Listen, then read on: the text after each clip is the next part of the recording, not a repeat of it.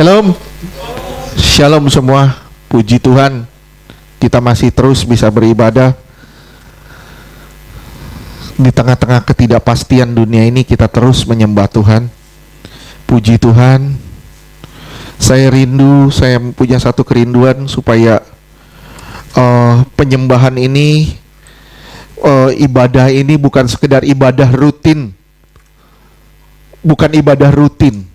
tapi sungguh-sungguh membawa dampak dan perubahan bagi kita yang hadir dan juga bagi dunia di luar sana. Sungguh-sungguh kita membawa dampak dan perubahan bagi semua kita. Hari ini, hari kenaikan Tuhan Yesus ke surga, kita merayakannya, tapi kayaknya saya nggak bicara soal itu. Karena Tuhan menggiring, tadi malam Tuhan menggiring saya untuk bicara soal mati dan bangkit bersama dengan Kristus. Mati dan bangkit bersama dengan Kristus. Saya yakin semua udah tahu. Kalau saya tanya, untuk apa sih Yesus naik ke surga? Jawabannya pasti banyak. Untuk menyiapkan tempat bagi kita. Amin. Dia siapin tempat buat kita. Oleh sebab itu, dia siapin tempat, dia juga kasih jalannya. Oleh sebab itu dia bilang, akulah jalan kebenaran dan hidup. Tidak seorang pun sampai kepada Bapa kalau tidak melalui aku. Dia kasih tempatnya, dia kasih tahu jalannya. Semua tergantung dari saudara dan saya. Apakah saudara mau jalan di tempat yang dia sudah tetapkan? Nggak mudah berjalan sesuai dengan apa yang dia tetapkan. Nggak mudah. Sangat nggak mudah. Saya tahu ini sangat berat. Sangat berat. Kita ngalamin kesulitan-kesulitan dalam mengikut Tuhan. Paulus pun sampai bilang begini, sulit mengenakan manusia baru kalau kita nggak bisa menanggalkan manusia lama. Sulit banget. Kita harus tanggalkan manusia lama kita, baru kita bisa mengenakan manusia baru dan kita ikut di dalam jalannya. Untuk apa Yesus naik ke surga? Pasti jawaban berikutnya, untuk menyiapkan Roh Kudus buat saudara dan saya. Ini hal yang hebat, saudara. Ini hal yang hebat. Ketika dia pergi, Roh Kudus turun. Kalau dia nggak pergi, Roh Kudus nggak turun. Roh Kudus turun supaya dia hidup di dalam saudara. Rohnya, sekali lagi rohnya hidup di dalam saudara dan juga di dalam saya. Dan roh ini yang membangkitkan Yesus dari kematian juga membangkitkan saudara.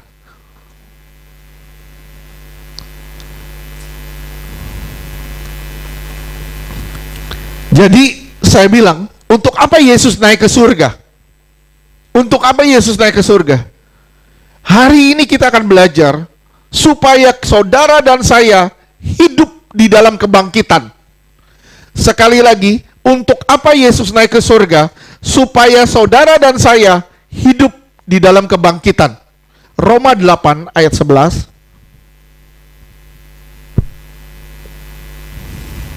Roma 8 ayat 11.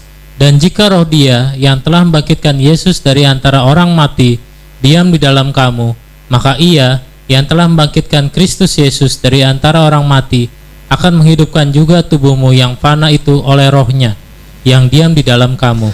Ya, tubuh kita yang fana ini diubah menjadi tubuh yang kekal. Tubuh kita yang fana ini Tuhan akan ubah menjadi tubuh yang kekal. Tapi sebelum kita mengalami kekekalan itu, kita harus mengalami kematian lebih dulu. Sekali lagi, kalau saudara tidak mengalami kematian, saudara pun tidak pernah akan mengalami kebangkitan. Amin. Jika sampai hari ini kita tidak hidup di dalam kebangkitan, catat, jika sampai hari ini saudara tidak hidup di dalam kebangkitan, maka kita pun tidak akan dibangkitkan setelah kematian. Allah kita adalah Allah kebangkitan. Dan inti dari pembahasan di perjanjian baru, inti pembahasan di perjanjian baru adalah soal kebangkitan. Konsep kebangkitan ini ditentang oleh kaum Farisi dan kaum agamawi. Mereka menentang konsep kebangkitan ini. Walaupun mereka melihat Yesus membangkitkan Lazarus, Yesus mengadakan banyak mujizat, Yesus melakukan banyak sekali kesembuhan, banyak sekali pemulihan, tapi tetap saja ditentang. Dewasa ini banyak orang Kristen melakukan hal serupa. Dewasa ini kekristenan di orang-orang Kristen banyak melakukan hal serupa. Mereka melihat mujizat, tapi pola hidup mereka adalah pola hidup yang penolakan kepada Allah secara nggak langsung.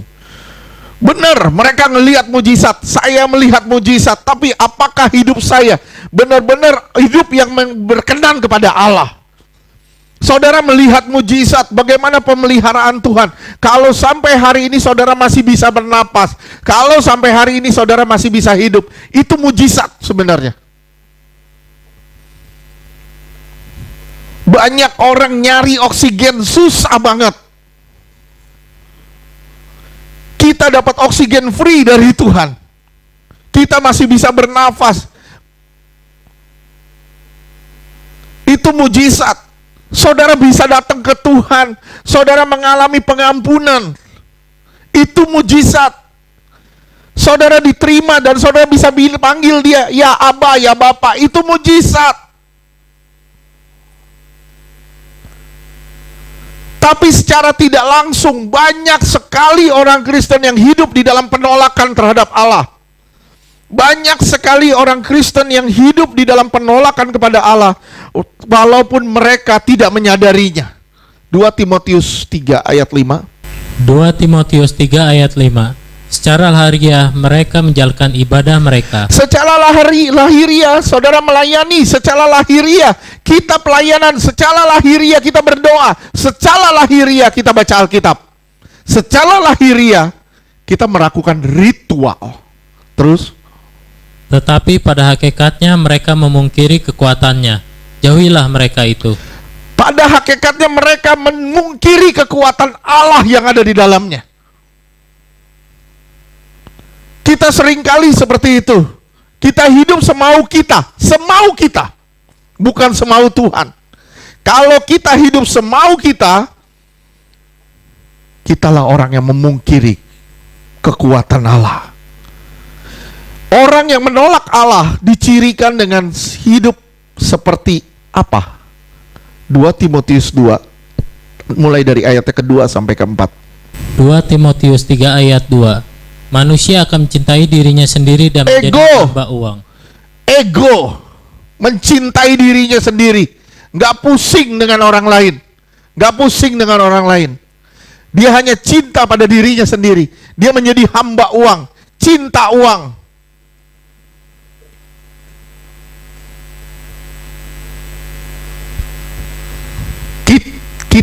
Kita seringkali ditundukkan sama uang. Kita seringkali ditundukkan sama uang. Kita bisa hormat pada orang yang memberi uang, tapi kita nggak bisa hormat pada orang yang tidak pernah memberi kita uang. Ini penundukan kita pada uang, pada cinta uang.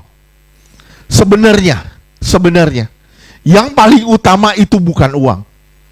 Yang paling utama adalah damai sejahtera. Damai sejahtera.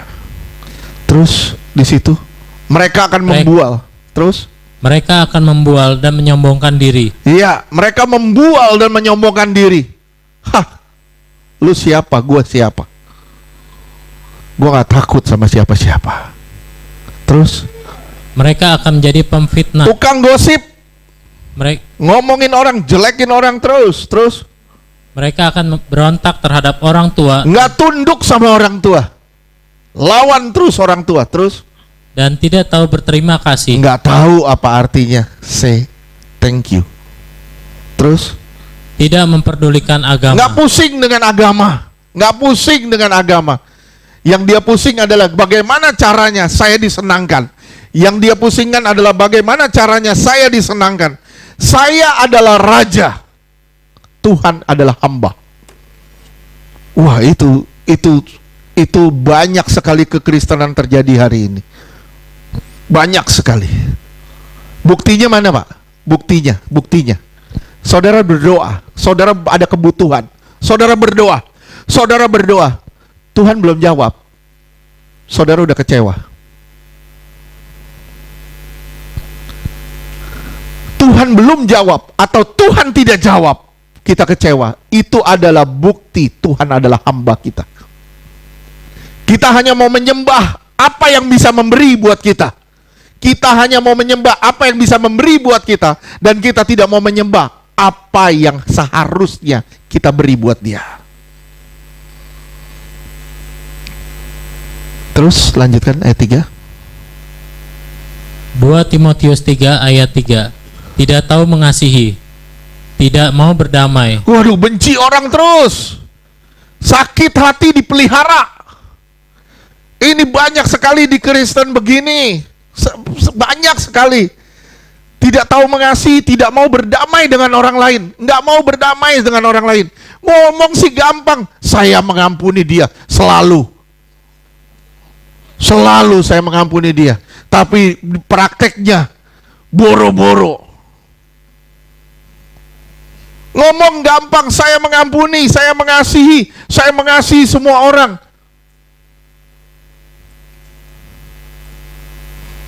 Saya melihat banyak sekali kemunafikan. Saya ngelihat banyak sekali kemunafikan. Saya banyak sekali dengar orang, saya mengasihi. Pada kenyataannya, banyak sekali rasa benci yang dia simpan. Banyak sekali pahit hati yang disimpan. Apakah ini kebenaran?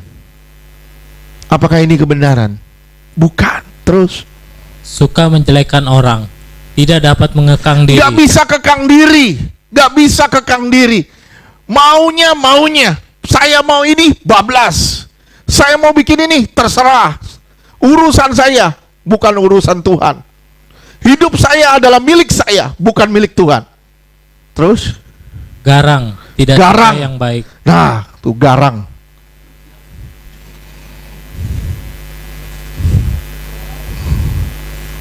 Masih suka garang nggak?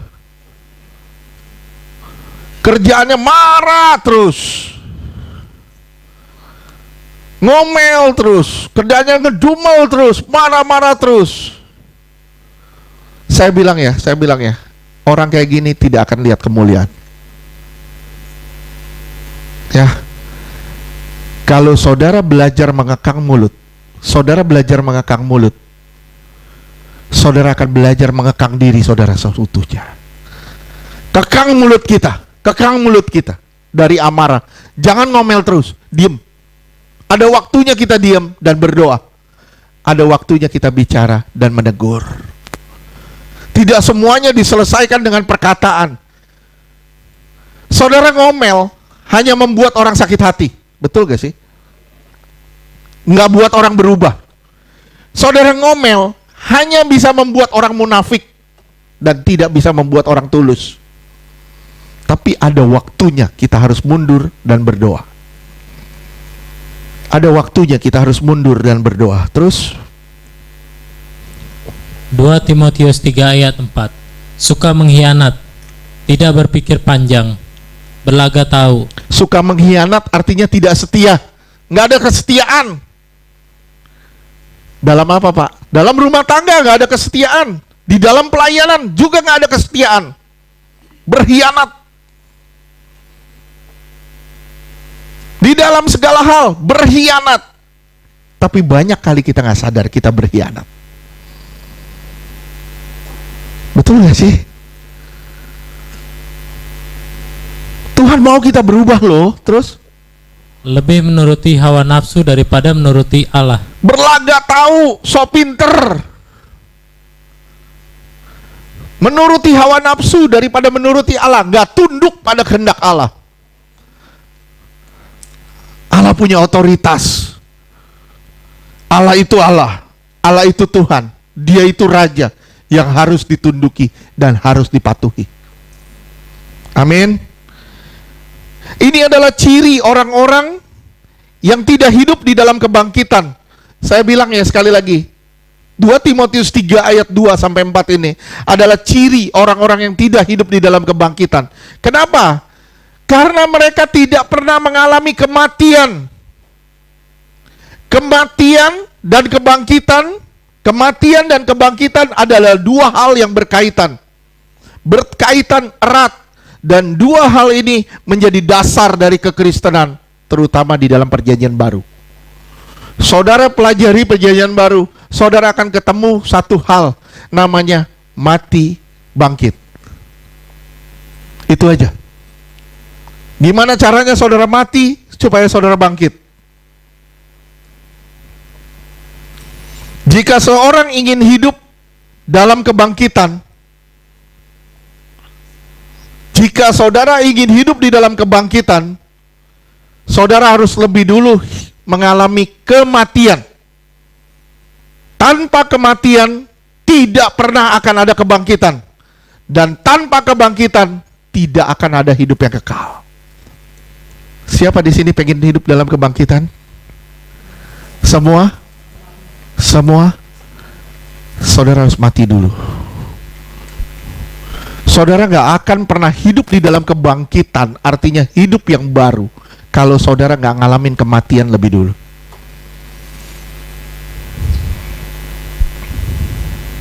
Oke? Tanpa kematian tidak ada kebangkitan, dan tanpa kebangkitan tidak ada kehidupan yang kekal.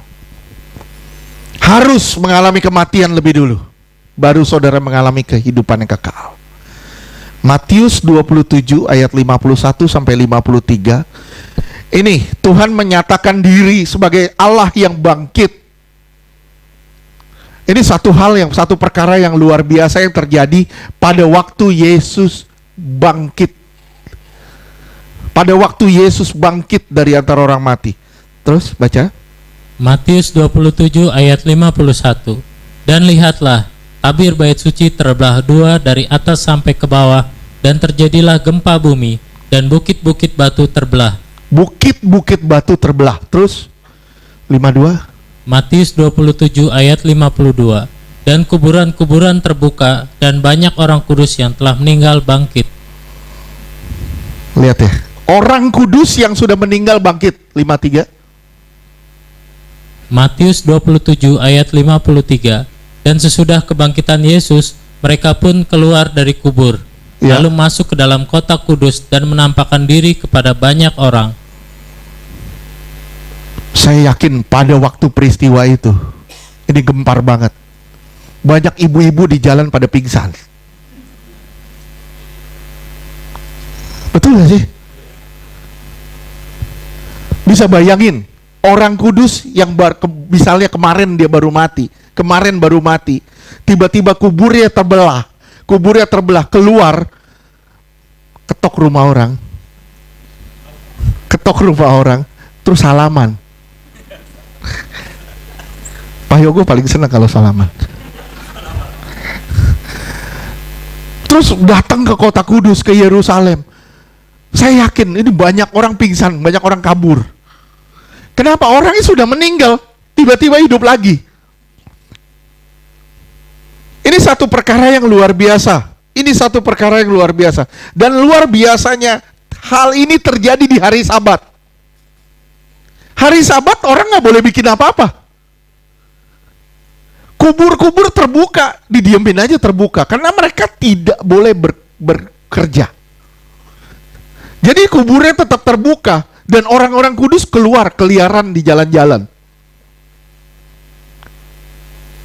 Ini luar biasa gak? Yesus juga bangkit. Yesus bangkit lebih dulu. Bahkan dia menampakkan diri pada 500 orang. 1 Korintus 15 ayat 6. 1 Korintus 15 ayat 6. Sesudah itu ia menampakkan diri kepada lebih dari 500 saudara sekalian. Kebanyakan dari mereka masih hidup sampai sekarang, tetapi beberapa di antaranya telah meninggal. Ya, lihat ya. Yesus menampakkan diri kepada lebih dari 500 orang. Kebangkitan dimanifestasikan dalam kenyataan. Kebangkitan dimanifestasikan dalam kenyataan. Kubur terbuka, orang-orang kudus hidup lagi. Mereka masuk ke Yerusalem. Mereka menyalami penduduk-penduduk di sana. Ini satu perkara yang luar biasa. Kuasa kebangkitan Allah adalah kuasa yang telah membangkitkan Yesus bekerja juga pada orang-orang kudus. Kuasa yang telah membangkitkan Yesus bekerja juga pada orang-orang kudus supaya saudara dan saya dibangkitkan dari kematian. Gimana caranya saya bisa bangkit? Gimana caranya saya bisa bangkit? Satu caranya, mati dulu. Kalau saudara nggak mati, saudara nggak pernah akan mengalami kebangkitan. Dia telah membuktikan kalau dia adalah Allah yang hidup. Dia Allah yang bangkit. Jadi kebangkitan, tanpa kebangkitan, ibadah kita tuh sia-sia. Tanpa kebangkitan, ibadahmu sia-sia. Saya bilang ya, kalau saudara tidak hidup di dalam kebangkitan, percuma kau datang ke gereja. Percuma. Kalau engkau tidak hidup di dalam kebangkitan, engkau tetap manusia lama. Engkau tetap manusia lama. Ibadahmu sia-sia. Nggak ada artinya. Kira-kira sampai sini ngerti dah? Ngerti? Kalau engkau tidak hidup di dalam kebangkitan, sia-sia engkau datang ke ibadah. Percuma ngapain ke ibadah? Nggak ada perubahan di diri kita. Sampai gereja cuma tidur kerjanya. Apa yang dibikin? Tidur? Nggak ada perubahan. Apa yang dibikin? Nggak dengar firman. Kenapa? Karena firman bagi dia membosankan. Dia adalah Allah yang bangkit. Jika kebangkitan tidak nyata, maka sia-sia ibadah kita dan percaya kita kepada Tuhan. Inti dari pemahaman yang benar adalah mengalaminya. Inti dari pemahaman yang benar adalah mengalami. Satu-satunya mengalami. Apakah saudara sudah mengalami kuasa kebangkitan? Sudah belum? Ada yang bilang belum, ada yang bilang sudah. Saya perhatikan 5 tahun lalu sama saudara hari ini, beda nggak? Tambah gemuk, tambah kurus, tambah cantik di mata Tuhan. Harusnya begitu. Itu artinya saudara sedang mengalami kuasa kebangkitan. Kalau 5 tahun lalu saudara rusak, hari ini saudara masih rusak, artinya saudara tidak mengalami kuasa kebangkitan. Kenapa saya tidak mengalami kuasa kebangkitan? Karena lu gak mau mati. Siapapun yang mau mati pasti ngalamin kuasa kebangkitan. Sekali lagi saya ulang, siapapun yang mau mati pasti ngalamin kuasa kebangkitan. Nggak mungkin nggak. Kita harus mengalami kuasa kebangkitan itu. Apakah kita sungguh-sungguh mengalami kuasa kebangkitan itu? Siapa di sini pernah mengalami kematian?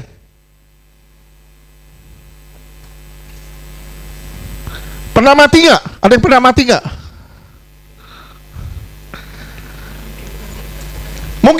Mungkin saya bilang ya, nggak ada satupun di sini yang pernah mati. Ya, nggak ada satupun di sini yang pernah mati. Saudara ngelihat orang mati, saudara bilang, rasanya apa dia ya? Rasanya apa ya? Saudara toel-toel, woi bangun woi. Dia udah gak kerasa, udah kayak kayu. Kenapa? Udah mati. Nah saudara gak bisa ngerasain apa yang dia rasain. Betul gak? Betul. Kalau saudara mau ngerasain, saudara harus ngerasain mati dulu. Baru saudara bisa ngerasain apa artinya kematian. Nah, itu inti pemahaman yang benar adalah mengalami. Tidak ada cara lain, mengalami.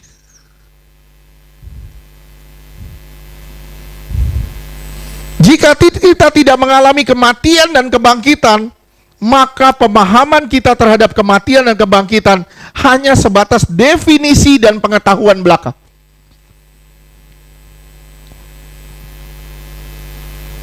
Ya, banyak orang bersaksi tentang surga. Saya pernah mengalami. Saya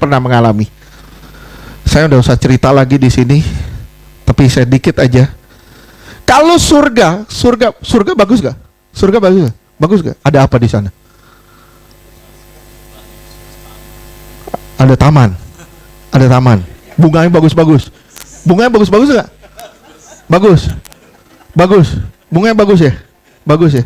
Kalau soal bunga doang, ke taman bunga aja. Kalau soal taman, banyak taman safari, taman lawang, banyak taman. Ya gak? Banyak orang yang benci taman, benci bunga, nggak suka dengan tanaman. Saya nggak suka sama ngeliat tanaman, saya nggak suka. Kalau saudara bilang, di surga tanamannya bagus-bagus, saudara bersaksi sama orang yang benci tanaman, yang nggak suka tanaman. Dia bilang, buat apa gua ke surga? Gua nggak suka tanaman. Saudara boleh bilang, di surga ada kuda, kudanya putih, kuda Tuhan. Kuda kan bau. Surga itu lebih dari itu. Bukan soal tanaman, bukan soal keindahan, bukan soal fisik. Surga bukan soal fisik, tapi damai sejahtera yang ada di sana itu melampaui akal yang ada pada kita hari ini. Bener, begitu saudara nyampe di sana, saya bilang, ya gue balik lagi. Enak loh di sana. Saudara nih lagi damai, nggak ada masalah, tenang, hidup saudara tenang. Saudara punya damai sejahtera di dunia. Di sana saudara punya itu 10.000 atau berjuta-juta kali lipat damai sejahteranya. Nggak bisa dibanding dengan yang ada di sini. Makanya dibilang tempat tanpa tangisan dan air mata. Begitu saudara bilang soal neraka, soal neraka, saya tanya lagi, neraka ada apa? Ada api. Dapur juga ada api. Ada siksaan. Penjara juga siksaan. Ada apa? Ada setan yang bertanduk. Saya ngelihat di baju orang juga banyak. Orang pakai baju, setan-setan bertanduk. Di sini juga banyak, di dunia ini banyak. Saya ke mall. Ini benar, ini kejadian. Saya ke mall. Makan di mall. Lagi makan, saya ngelihat ada cewek di samping. Lah, itu cewek. Jadi-jadian. Lagi diem aja begini, pakai baju putih di dalam mall. Setan emang takut sama keramaian? Enggak, justru tambah ramai dia tambah happy. Nggak ada yang jaga jarak kan.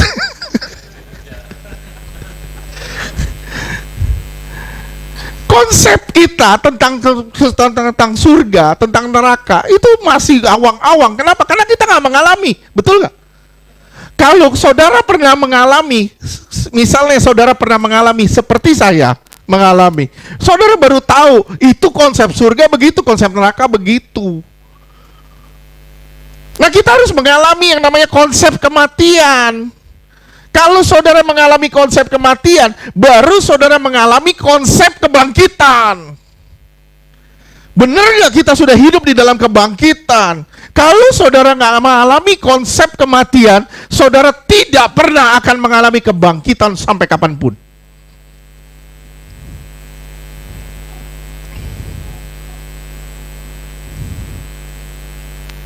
Nanti saudara akan belajarnya sebatas definisi-definisi belaka. Saya rindu saudara mengalami konsep kebangkitan benar-benar. Gimana caranya saudara masuk kamar, saudara tutup mata, saudara diam di dalam hadirat Tuhan, saudara bersekutu sama Tuhan, saudara bersekutu sama Tuhan. Saudara akan mengalami damai sejahtera dan sukacita yang tidak bisa diberikan oleh dunia. Dan itu salah satu konsep kebangkitan. Saudara bisa bersaksi sama orang lain, wih, hadirat Tuhan itu hebat loh. Saudara bisa bersaksi, kenapa? Karena saudara mengalami. Kalau saudara nggak pernah ngalamin, saudara akan bilang, hambar aja hadirat Tuhan begitu-gitu aja. Kayak makan sop nggak pakai garam. Kenapa? Karena kita nggak mengalami. Paulus sampai bilang, alami. Kalau kamu mengalami, kamu pasti berubah. Gitu aja deh. Kalau kamu nggak pernah mengalami, kamu nggak akan pernah berubah. Kita harus mengalami kematian daging. Kita di sini belum mengalami kebangkitan secara real, tapi kita alami kebangkitan di hidup baru nanti. Kita belum mengalami kebangkitan secara real, tapi kita mengalami kebangkitan dengan mengalami hidup yang baru. Kita mengalami sungguh-sungguh hidup yang baru. Kita belum mengalami kematian secara real, tapi kita mengalami kematian kedagingan, kematian keinginan. Inilah kerinduan hati Tuhan. Inilah kerinduan hati Tuhan, yaitu menyingkirkan hidup kita yang lama dan memasang sesuatu yang baru di dalam kita. Saya yakin seorang yang suka benerin mobil kayak Pak Yogo pasti ngerti apa yang saya ngomong. Pak Yogo punya spare part baru. Pak Yogo harus mengganti spare part lama dengan spare part baru. Gampangan ganti spare part baru atau cabut yang lama? Nyambut yang lama tuh lebih susah, betul ya? Waduh, kadang udah berkerak, udah susah dicabut ya. Waduh, ini baut-bautnya udah keras. Kita tuh kayak gitu, udah keras kita, udah terlanjur jadi nih. Susah digerubahnya, susah dirubahnya. Diganti yang barunya tuh susah banget.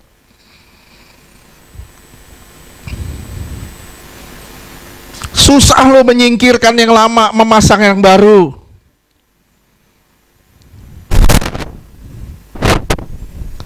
Kita harus mengalami kuasa kebangkitan, mengalami lebih dulu kuasa kematian.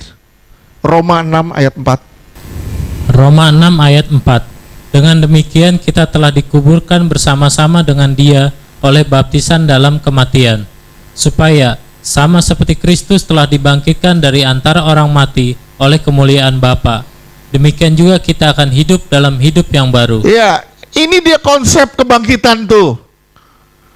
Saudara harus mati dulu. Kalau saudara nggak mati, saudara nggak akan bangkit. Sampai kapanpun saudara nggak akan bangkit. Mati lebih dulu. Mati apa? Mati keinginan, mati kehendak, mati dari diri sendiri. Baru saudara mengalami kebangkitan, yaitu hidup dalam hidup yang baru. Orang lain nanti bisa ngelihat loh. Ih, bener loh, berubah loh dia loh. Berubah loh. Dulu pemarah loh, dikit-dikit marah, dikit-dikit marah. Dengar ini malah marah. Sekarang kok dimarahin pun dia diam. Dimarahin pun dia diam. Nah, permasalahannya, kalau kita nggak berubah-berubah, Tuhan mau dapat apa dari kita? Betul nggak? Tuhan mau dapat apa? Mau dapat apa dari kita kalau kita nggak pernah berubah?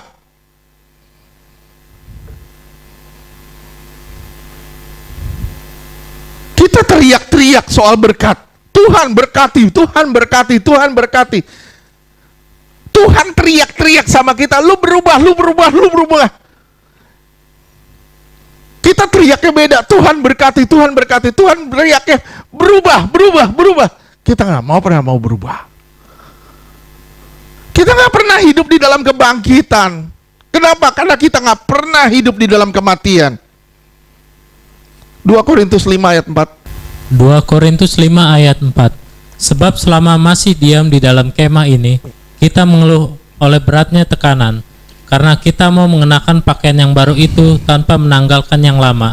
Nggak bisa. Spare part yang sudah rusak harus diganti, nggak bisa ditambel, didobelin, nggak bisa. Harus dicabut dulu yang lamanya.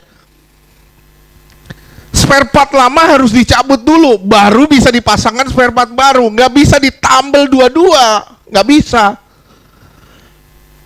Susah, kita ngalaminnya susah. Kita ngeluh selama tinggal di kemah ini. Kenapa? Karena kita pakai pakaian lama, nggak mau copot pakaian lama, kita pakai pakaian baru lagi. Nggak bisa, Tuhan bilang, lu harus copot dulu pakaian lama lu, baru pasang baju baru. Gimana Pak caranya copot baju lama? Nggak ada cara lain, harus mati, gitu aja deh. Tuhan ciptakan manusia itu indah, bahkan sangat baik. Indah, bahkan sangat indah. Tuhan ciptain saudara dan saya.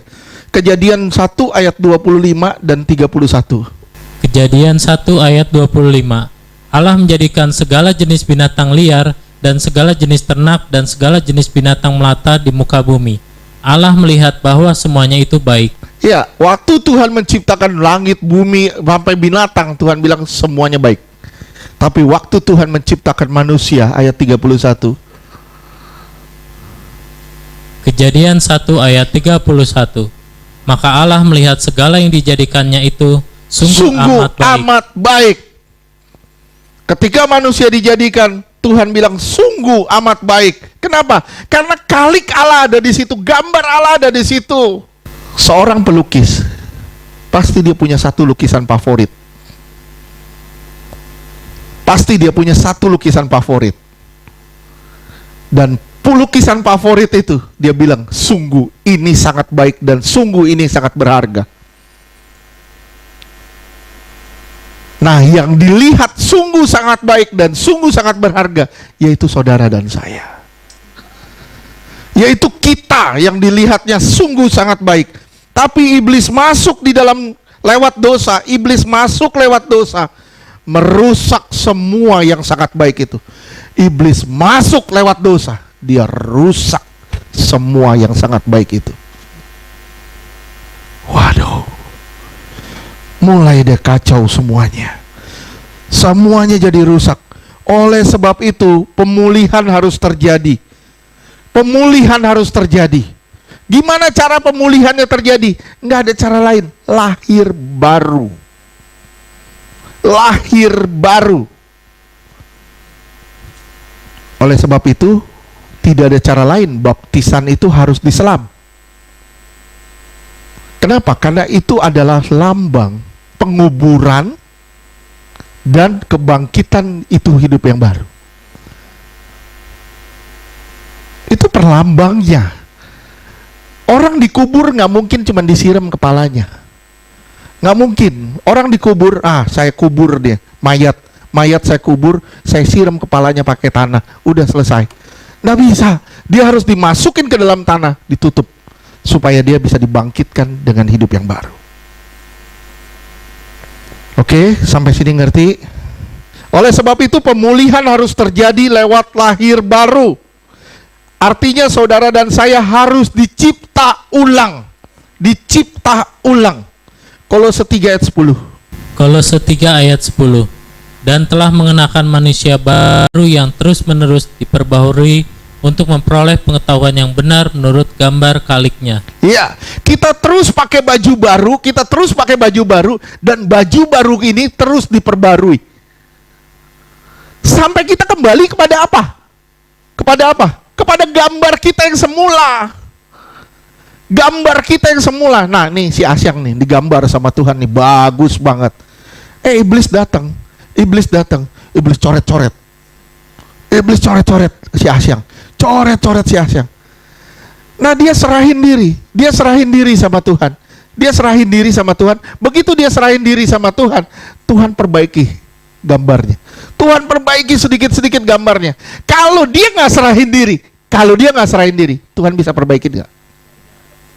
Nggak bisa. Orang yang tidak menyerahkan diri sepenuhnya kepada Tuhan tidak bisa diperbaiki oleh Tuhan. Oleh sebab itu, lahir baru bukan sekedar masuk ke dalam kolam, nyemplung terus nyelam. Lahir baru bukan sekedar masuk kolam, nyemplung, nyelam, tapi lahir baru itu komitmen untuk mematikan diri bersama dengan Yesus. Komitmen saudara. Saya siap mati bersama dengan Yesus. Supaya apa? Supaya saya bisa dibangkitkan dalam hidup yang baru. Supaya saya bisa bersama dengan Yesus. Yang tersulit dari hidup dalam kebangkitan adalah menyingkirkan yang lama dan memasang yang baru. Itu paling sulit. Jujur, paling sulit. Betul gak kata saya? Betul gak? Singkirin yang lama, pasang yang baru. Itu sulitnya minta ampun. Tapi begitu udah terpasang, mobil ini akan berjalannya bagus. Semuanya akan bagus lagi. Tapi kesulitannya apa? Copotin order deal lamanya. Nah, banyak orang nggak mau mencopotin order deal lamanya. Sekali lagi, banyak orang nggak mau copotin order deal lama.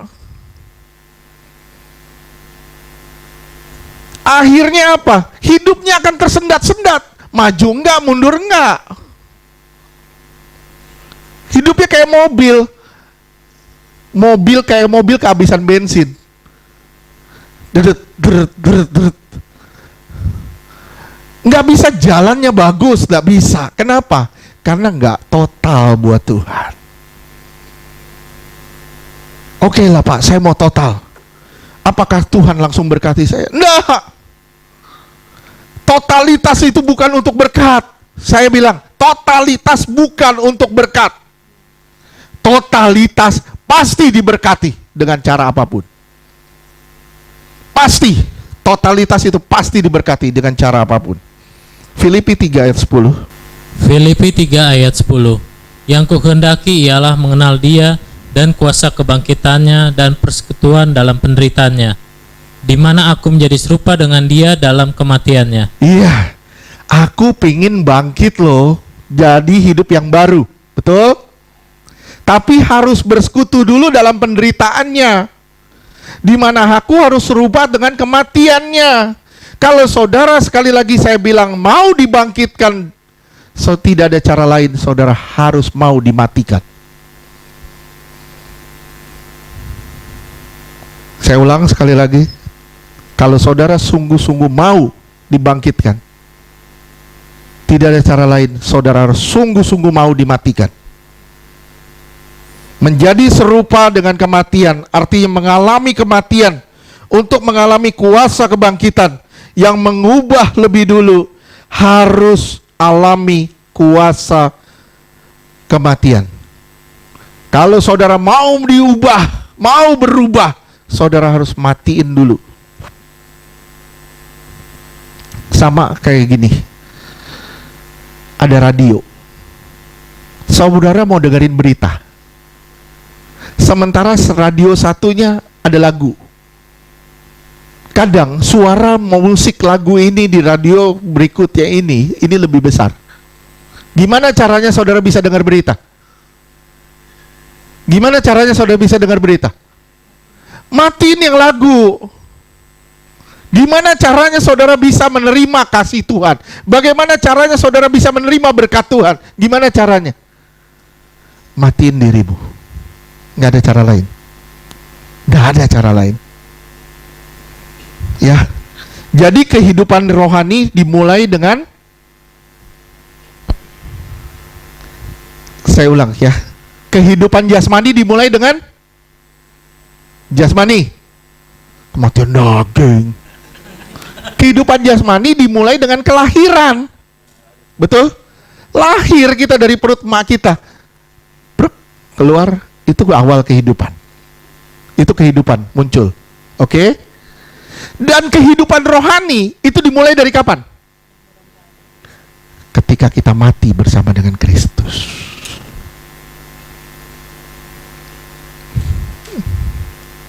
Saya ulang ya sekali lagi ya. Kalau saudara nyimak baik-baik perkataan saya, saudara akan ngeh, waduh ternyata susah ya. Susah ya. Saya ulang ya sekali lagi ya. Kelahiran, kehidupan jasmani dimulai dari kelahiran. Kehidupan rohani dimulai dari kematian. Sekarang, saudara sudah mati belum bersama dengan Kristus? Sudah mati belum bersama dengan Kristus? Sudah mati belum bersama Kristus? Kalau sudah, kehidupan rohanimu mulai bergerak. Oke? Kalau sudah, hidup rohanimu mulai bergerak. Tapi kalau belum, berarti engkau sedang berjalan di tempat. Engkau dikatakan hidup padahal engkau mati. Oke, saya ulang. Engkau dikatakan hidup padahal engkau mati. Engkau adalah zombie. Zombie. Kita mati rohani kita. Kita nggak bergerak sama sekali. Kehidupan rohani kita, kehidupan rohani yang mandul. Mandul. Saudara boleh melayani dari Senin sampai Senin, silakan. Saudara boleh rajin berdoa, tapi kalau saudara tidak berubah, saya bilang, mandul.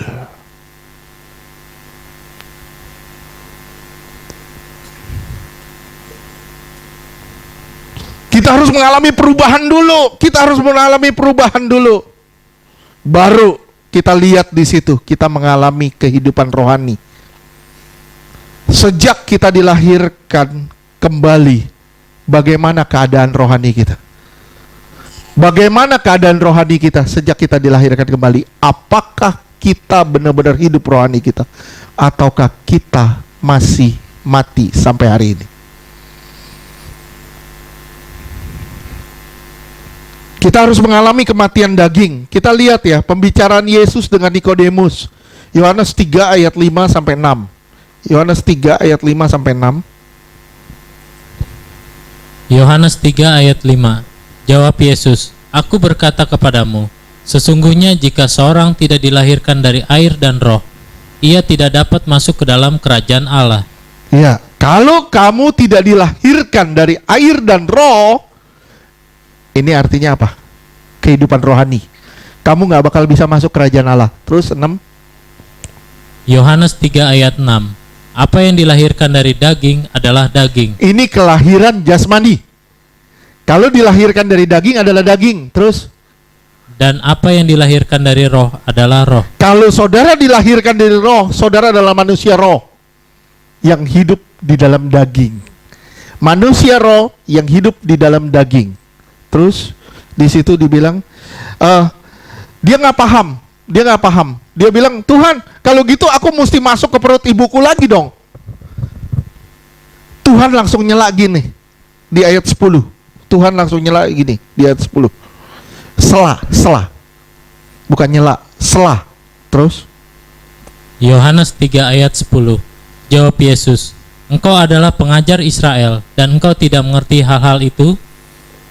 Engkau ngajar loh. Engkau ngajar tapi engkau nggak tahu yang namanya lahir baru. Berapa tahun engkau sudah duduk di gereja, engkau nggak ngerti sampai hari ini lahir baru. Itu bahaya di dalam kekristenan kita hari ini. Kita begitu aktif di dalam kegiatan gereja ini, tapi kita nggak ngerti apa yang namanya lahir baru. Itu bahaya dalam kehidupan rohani. Hidup dari kebangkitan diawali dengan kematian manusia lama dan hidup dalam ciptaan yang baru atau new creation. 2 Korintus 5 ayat 17. 2 Korintus 5 ayat 17. Jadi siapa yang ada di dalam Kristus, ia adalah ciptaan baru. Di dalam Kristus, di dalam Kristus. Gini ya, gini ya. Gini ya. Ini Kristus luar. Kita di dalam. Saya masukin misalnya gundu ke dalam. Di dalam enggak? Di dalam. Bisa keluar gak dia? Nggak bisa. Dia bisa semena-mena nggak? Nggak bisa. Dia nggak bisa semena-mena. Kalau kita mengaku kita di dalam Yesus dan kehidupan kita semena-mena, saya bilang, saya meragukan engkau di dalam Yesus atau di luar Yesus. Kita harus meragukan diri kita. Aduh, gua masih di luar. Kenapa? Gue belum bisa diatur sama Tuhan. Sekali lagi, gue belum bisa diatur sama Tuhan, berarti gue masih di luar. Kalau gue mau diatur sama Tuhan, tunduk pada firman-Nya, tunduk pada kehendak-Nya, berarti gue sudah di dalam. Oke, sampai sini ngerti? Lantas ada firman yang berkata, aku percaya, aku selamat. Kita diselamatkan oleh kasih karunia, lewat iman. Kita sudah dibaptis, kita pasti selamat. Ingat loh, keselamatan bukan karena percaya. Bukan hanya karena percaya. Betul? Iblis percaya gak Yesus itu Tuhan? Dia selamat gak? Enggak. Iblis percaya Yesus Tuhan, tapi dia tidak selamat. Saudara percaya gak Yesus Tuhan? Saudara mau diatur gak? Mau. Kalau saudara mau diatur sama Tuhan, mau diubah sama Tuhan, mau dibentuk sama Tuhan, baru keselamatan itu jadi nyata. Sampai sini ngerti enggak? Sampai sini ngerti enggak? Iman adalah respon terhadap salib. Saya percaya Yesus. Oleh sebab itu, saya mau diatur oleh Yesus. Respon kepada salib. Kita harus mati lebih dulu. Mati terhadap apa? Mati terhadap apa? Terhadap dosa, terhadap diri sendiri, terhadap ego. Kita harus sangkal diri, pikul salib dan ikut dia. Roma 6 ayat 6 sampai 10, 6 sampai 7. Roma 6 ayat 6 dan 7. Roma 6 ayat 6. Karena kita tahu bahwa manusia lama kita telah turut disalibkan, supaya tubuh dosa kita hilang kuasanya. Iya, nih lihat ya. Supaya tubuh dosa ini hilang kuasanya. Nggak ada dosa lagi di dalam saudara. Artinya saudara sudah mati. Kenapa? Karena saudara sudah disalibkan. Terus? Agar jangan kita menghambakan diri lagi kepada dosa. Berapa banyak orang Kristen masih diperhamba dengan dosa? Berapa banyak orang Kristen masih diperhamba dengan dosa? Masih terikat dengan dosa? Berapa banyak orang Kristen masih seperti ini? Saya bilang, kalau saudara mendengar suara Tuhan hari ini, jangan keraskan hatimu. Tuhan ngomong sama kita semua. Kalau engkau bertelinga, engkau dengar suaraku. Siapa bertelinga, dia mendengar. Karena banyak orang bertelinga, nggak mau dengar. Ayolah sama-sama kita berubah. Ayat 7. Roma 6 ayat 7. Sebab siapa yang telah mati, ia telah bebas dari dosa. Kalau saudara mati, baru saudara bebas dari dosa. Mau bebas dari dosa? Matilah bersama Yesus. Dia beri kita Roh Kudus. Roh Kudus akan mengarahkan kita pada jalan kematian. Sekali lagi, Roh Kudus akan mengarahkan saudara dan saya pada jalan yang namanya jalan kematian. Ayat 10. Roma 6 ayat 10. Sebab kematiannya adalah kematian terhadap dosa, satu kali dan untuk selama-lamanya, dan kehidupannya adalah kehidupan bagi Allah. Ya, dia mati terhadap dosa, supaya kita pun mati bagi dosa. Supaya kita tidak memperhambakan diri kita pada dosa. Simak baik-baik ya. Orang Kristen yang benar adalah orang Kristen yang mati bersama Yesus. Dan hal ini menjadikan mereka orang yang berbeda dengan dunia. Berbeda, kita, saudara dan saya pasti berbeda dengan orang-orang di dunia. Beda. Kalau saudara masih mengikuti dosa-dosa dunia, saudara masih sama seperti dunia. Kita harus tampil beda dengan di dunia. Kolose 3 ayat 5. Kolose 3 ayat 5. Karena itu matikanlah dalam dirimu segala sesuatu yang duniawi, yaitu percabulan, kenajisan, hawa nafsu. Lihat ya, matikan semua yang duniawi. Apa? Percabulan, pornografi, semua kejahatan-kejahatan. Terus kenajisan, hubungan di luar pernikahan. Terus Hawa nafsu. hawa nafsu. Hawa nafsu bukan hanya pada pasangan jenis, tapi termasuk juga pada makanan. Nafsu besar. Kadang kita bilang ya, banyak orang bilang matanya tuh lebih besar dari perutnya. Matanya lebih besar dari perutnya. Pengen apa? Beli. Pengen ini, makan. Akhirnya begitu udah sakit, bingung deh. Ya, hawa nafsu. Kita mau bikin dosa, bikin. Terus Nafsu jahat dan nafsu juga jahat. keserakahan, Serakah. Terus yang sama dengan penyembahan berhala. serakah itu sama dengan penyembahan berhala. Kenapa? Karena kita mau jadi number one, nomor satu. Terus ayat 6. Kolose 3 ayat 6. Semuanya itu mendatangkan murka Allah atas orang-orang durhaka. Semuanya itu mendatangkan murka Allah. Nggak ada kebaikan di situ. Terus ayat 7. Kolose 3 ayat 7. Dahulu kamu juga melakukan hal-hal itu. Dulu kamu bikin loh. Sekarang masih bikin nggak? Enggak. Puji Tuhan. Enggak, masih bikin nggak? Enggak, puji Tuhan. Terus berarti saudara sudah hidup dalam kebangkitan. Terus Ketika kamu hidup di dalamnya. ya, terus 8.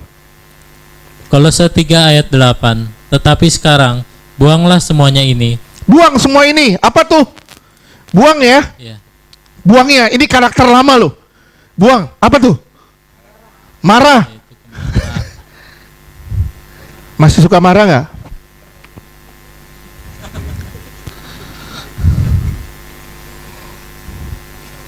Dosa nggak ada kecil gede. Dosa mah sama aja.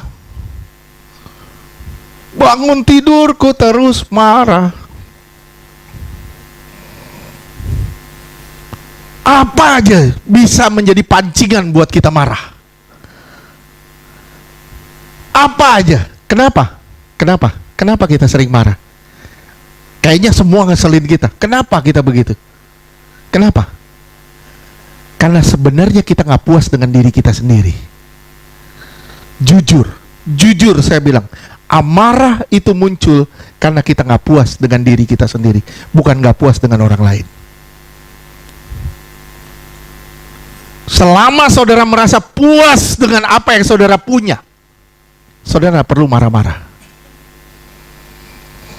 Betul nggak? Coba begini. Saudara lagi banyak duit, sama saudara lagi nggak punya duit. Lihat tingkat emosinya yang mana yang lebih tinggi.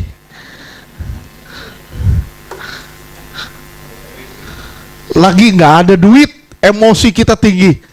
Sampai ada orang bilang gini, lagi marah-marah. Pasti tanggal tua. THR belum cair, pasti dia marah-marah.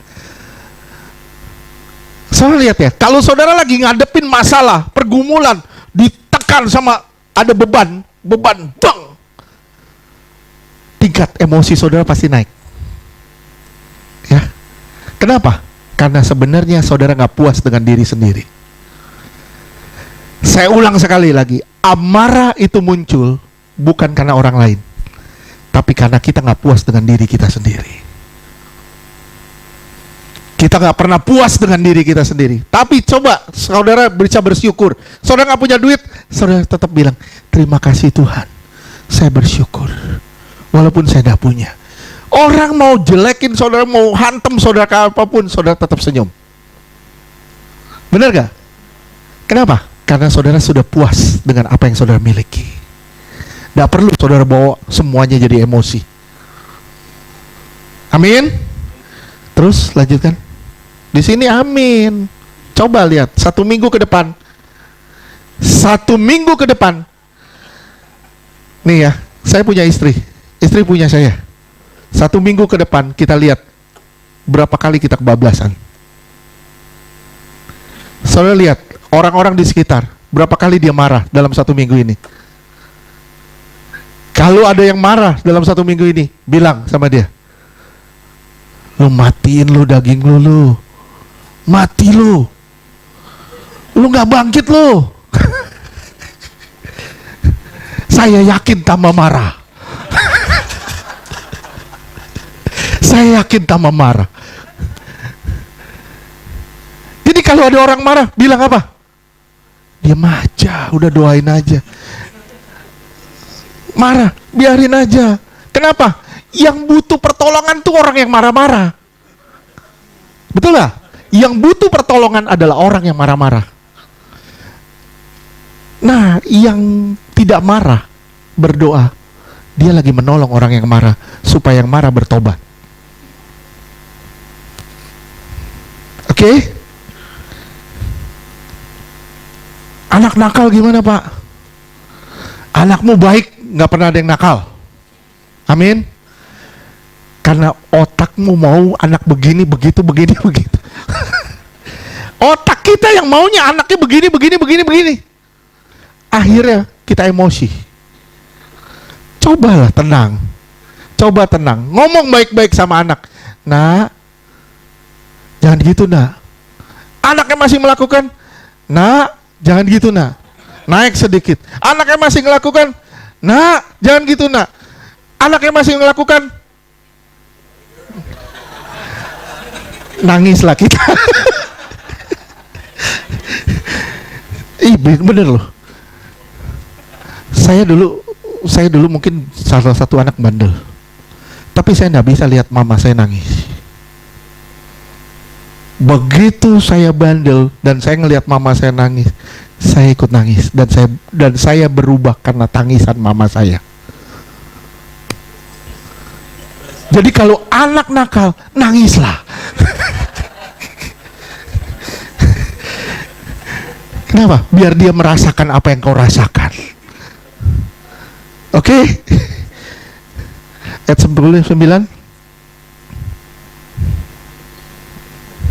Kolose 3 ayat 9. Jangan lagi kamu saling mendustai. Jangan saling bohong ya. Tidak ada dusta di antara kita. Ya, jangan PHP. Terus?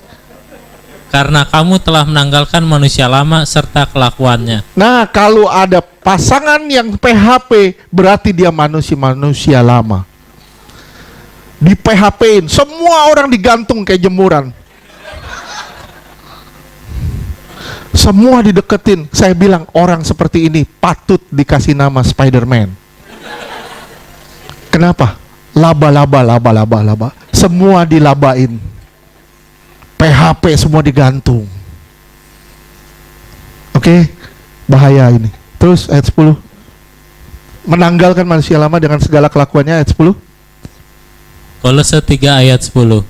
Dan telah mengenakan manusia baru yang terus-menerus diperbaharui untuk memperoleh pengetahuan yang benar menurut gambar kaliknya. Wih, kita terus-menerus diperbaharui. Ya, saya bilang sama saudara ya, simak ya baik-baik ya. Allah jatuh cinta pada saudara dan pada saya. Dia tertarik banget sama kita. Dia tertarik banget sama kita. Tadi ada satu lagu Lia nyanyiin, Come leaping over the mountain of Jerusalem. Tahu nggak itu lagu tentang apa? Pengantin. Itu soal kebangkitan sebenarnya. Itu dari Kidung Agung 2 ayat 8. Yesus sudah bangkit, dia mengalahkan semua gunung-gunung. Dia mengalahkan semua masalah. Dia sudah bangkit. Supaya apa? Supaya saudara dan saya bangkit juga.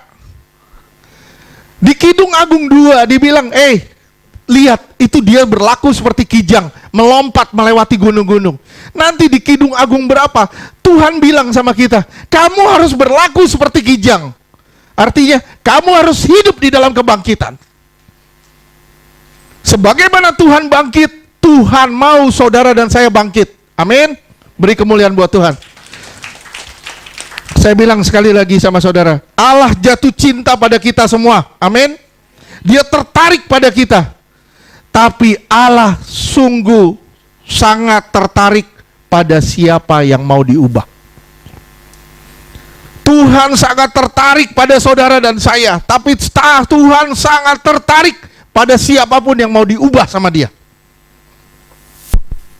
Mau nggak saudara diubah sama dia?